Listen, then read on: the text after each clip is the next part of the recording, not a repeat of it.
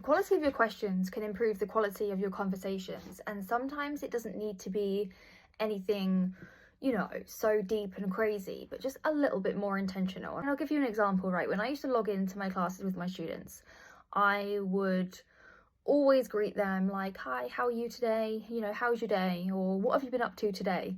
Something like that, which is a pretty generic small talk question, right? But over and over and over again, I was hearing people respond in the same way, like, "Oh, not much, just a normal day, fine," which is also how native people do talk, right? We get into these kind of autopilot responses like, "How are you? Good. Yeah, how are you? Yeah, good, good. See you later." Like, sometimes that is literally a small talk conversation.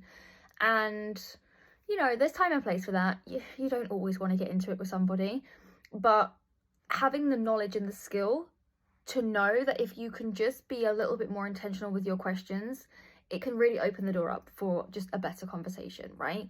So what I instead started doing is asking my students, "What was your favorite thing you did today?" And that gets people thinking. It gets them reflecting on their day. Instead of just being in autopilot and just saying good, like, they actually have to think about something.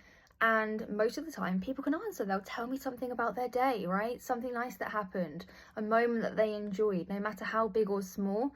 And oftentimes that opens the door to conversation, or it at least just like puts people in a better frame of mind to be a little bit more open and considerate in what they're talking about as well. To have better conversations, we want to really be intentional and listen and react and respond and ask questions that are going to be, considered, right? These autopilot small talk conversations, they're just really surface level. And again, like, sometimes there's time and place for that. But if you really want to actually have great conversations and connect with people and talk to people, being a little bit more intentional with your questions makes all the difference.